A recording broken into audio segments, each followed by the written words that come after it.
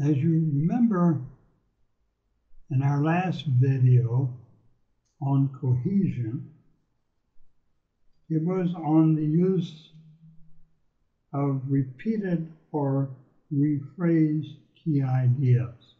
Refer to that video for clarification on that. And this video is still on cohesion, but it's the use of pronouns and determiners. Okay, so we have pronouns which you see in the chart, which are subject pronoun I, object pronoun me, possessive pronoun mine, and reflexive pronoun myself. Then we have also the demonstrative pronoun this. In determiners, we have possessive determiners, my, and we have demonstrative this.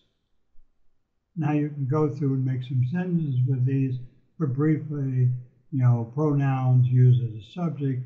I called my husband. Okay. The object, I gave this work to me. Okay. This work is mine. Or in the reflexive, I gave myself this work. Demonstrative, this is my work. Possessive, my work shows my dedication. And demonstrative, this is the type of work I do. Okay.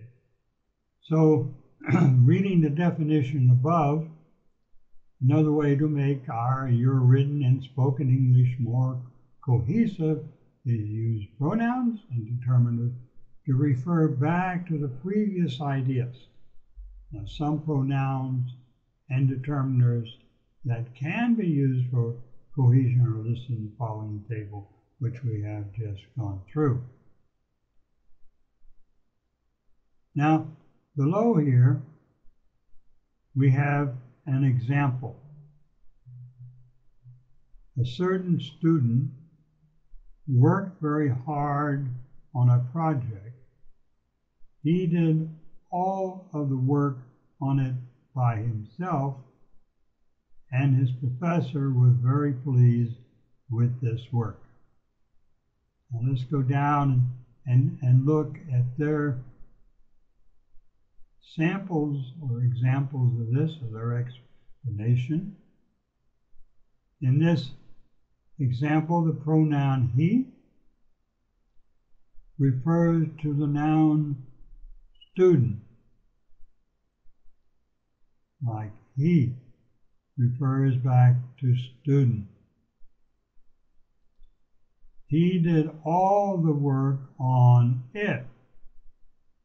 Well, the word it refers back to project. And then we have the word himself, and himself is a reflective that refers back to the student. Then, and his is a possessive, in other words, indicating who the professor was. It was the student's professor, was very pleased with this work, which identifies what work, this work, which is the work, the project that the student had been working on. Below here we have a chart that outlines the key information that you should remember about using pronoun determined and determiners to make your written and spoken English more cohesive. One, it is important to make your written and spoken English as cohesive as possible. We know that. Nice to repeat that so we understand that we want our writing to be clear. Number two, one way to make your written and spoken English more cohesive is to use pronouns to refer back to the previous idea. You get how we're always referring back to the beginning sentence, the first one. We're referring back because as we write more information about it, we, instead of repeating the same word over and over again, here we use a pronoun like we did here, he, to refer back to the student rather than say in the sentence. For example, we could say a certain student worked very hard on her project. The student did all of the work. We could do that, but that's repetitious and not in a cohesive and a pleasing way.